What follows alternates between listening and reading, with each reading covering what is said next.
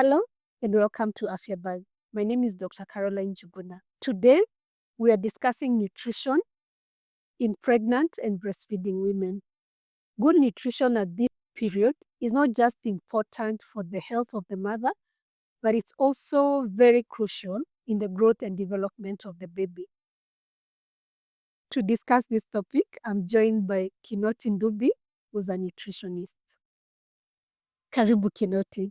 Thank you, Dr. Caroline, for having me. Why is maternal nutrition very important for the baby and the mother? It is important that we build a very good foundation for a child's growth, and this is uh, determined by how the mother is properly nourished before pregnancy, during the pregnancy itself, and throughout lactation period. It provides a very good foundation for that kid's development. You tend to have kids who have a high IQ. They are less predisposed to diseases later in life. What are the key nutrients at this stage when a mother is pregnant and when they are breastfeeding? What are these key nutrients that they really need? To achieve proper nutrition for mothers, we need to learn the basics first. There are four major categories of nutrients, that is fats, carbohydrates, proteins, minerals, and vitamins. In order to achieve this, we normally take 3 meals a day. And on top of that, we add 2 snacks. For pregnant women, you only need to increase that by what is equivalent to 1 extra meal a day. It translates to 350 kilocalories. For lactating mothers, to maintain a good nutritional status for themselves and also support breastfeeding, they need to add 450 to 500 kilocalories, which translates to 2 additional meals on top of what would normally take, which is 3 main meals and 2 snacks. Yes. When we talk about snacks, what things are we talking about? Okay. So when we talk about snacks, it can include anything from having a cup of porridge, having some groundnuts or sunflower seeds. You can have a fruit as a snack. You can also have vegetable salad as a snack. That's a small meal that provides additional nutrients to whatever you are taking apart from the main meals. What we would recommend is we use wholesome snacks. These are snacks that are not highly processed. These are snacks that are rich in nutrients and are nutrient dense. So it is important to identify things that the mother can have available so that they're able to snack healthily, so that we don't lead to malnutrition in terms of overnutrition. Okay, when it comes to fluids, should the fluid intake also increase, or how do we go about that? For lactating mothers, they need to take plenty of fluids because it makes up to 87% of milk, of breast milk. And therefore, for a mother who is lactating, in order to maintain enough quality and quantity of the breast milk, you need to take fluids equivalent to 2.5 to 3 liters per day. And these fluids can be had in any form. It can be in pure water itself. You go for clean water. You can have it in soups. You can have it in as porridge or uji. You can also have it in other beverages like tea. So it is imperative that we maintain a good hydration because it helps in maintaining a good health for the mother and in maintaining enough milk for the baby. For women who may be from low-income household and they need to have a balanced diet on a budget, what would your advice be? In Kenya, we have more than 47 cultures, and we all have different types of foods that are available to us. The aim for each and every lactating mother, a pregnant mother, is making sure that they are having all the major food groups and they are having a variety in each and every food group. And by this, I mean, if it's protein, they're getting protein from animal sources as well as plant sources. If it's energy or carbohydrates, they are getting from a varied sources, including grains. You should use uh, different grains. And in terms of minerals and vitamins, you can use a variety of vegetables. What is available in a certain community or in a certain setup locally might be varied in another setup, but we need to promote or have a variety of these vegetables. By doing so, we make sure that the mother is not missing out on any micronutrients or any important minerals and vitamins that they need. The focus should be on what is easily available to you. Yes. We don't need to travel to another place to look for what is not available in your neighborhood. Yeah. And what is also pocket friendly. Yeah. And variety. It cannot be ugali every day or rice every day. Yes. Okay. And also, I can give a very simple example of which can be affordable and available in most communities.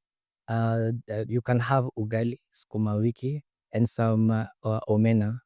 And then you can also include a banana and sour milk or fermented milk. This is a very complete meal that provides enough energy. It provides a lot of protein, and it is rich in vitamin A, iron that supports good nutrition for the mother and also supports good nutrition for the baby or maintaining proper quality of breast milk. Okay. What are some of the signs that a mother will notice when they are not having enough or they're not, the nutritional requirements are not being met? This will manifest in a number of ways, including thinning of hair, uh, changes in their nails and how they grow, changes in their skin, rigidity, and also they might be more fatigable and experience a number of other symptoms that might indicate malnutrition. To avoid this, we need to make sure that they are on follow-up at the clinic and they're able to see a nutritionist so that they are guided properly on how to maintain good nutrition during breastfeeding. There is a common global concept of the 1,000 days. What does that mean and why is it important in nutrition? The first 1000 days is the duration between conception and the first 2 years after birth for a child. And during this time is when we're able to have meaningful interventions, nutritional interventions to help the child to grow properly. During after conception, it is imperative that we maintain good nutrition so that that child can develop fully and properly. And this leads to proper or long life advantages, including reduction in stunting and a reduction of the risk of developing non-communicable diseases such as diabetes and cardiovascular diseases. Our African culture plays a very big role in the nutrition and especially in pregnant and breastfeeding mothers. I've heard that in some communities, mothers are not allowed to eat eggs. What's your take on that? Yes, there is quite a lot from our cultural backgrounds, and it is important that we appreciate what we have culturally as Kenya and as a cocktail of many cultural groups. However, uh, cultural beliefs like those that discourage eating animal-based protein like milk, eggs, and organ meats, they might pose a risk to the mothers because they are at risk of being deficient, especially in proteins. Therefore, demystifying these myths by involving nutritionists, healthcare workers, and also supporting lactating support groups for the mothers. It helps in demystifying this kind of cultural beliefs because we need to exercise scientifically backed practices. The best approach will be if you're in doubt, ask a professional so that you're able to engage with a doctor or a nutritionist to assist you in that regard. Most pregnant and breastfeeding women are always told to feed for two. Do you agree with that? Should we or should women feed for two when they're pregnant and when they're expecting? Okay. I like the idea of feeding for two because the mother is actually feeding for herself and the development of a child. However, that might be misunderstood in terms of the quantity of food that you need to add. We had discussed that in addition to 3 main meals and 2 snacks that a normal person should be having on a daily basis, when we are pregnant, we need to only add what is equivalent to a plate, to a plate of 1 meal. And when we are lactating, we need to add only 2 plates, what is equivalent to 2 plates. And all what this means is you need very little addition to whatever you have normally have. So it doesn't mean you eat times two of what you would normally eat in terms of portion. Yes, yes. Okay. And this is important to note because if we overfeed the mother, we also tend to put the child at risk of developing issues such as obesity, and it can lead to other complications for the mother as well. So are there foods that pregnant and breastfeeding mothers should avoid? Yes, there are foods and beverages that pregnant mothers and lactating mothers should avoid. Among them is alcohol, because it tampers with the child development as well as it is transferred to the breast milk well, breastfeeding. Uh, Other things to avoid is high intake of caffeine, which might lead to the baby being fuzzy and it might interrupt the sleeping patterns of the baby, causing unnecessary fatigue to the mother. Um, there are also certain herbs and spices that might transfer to the kid and cause irritation. As we come to the end of this interview, what is your parting shot?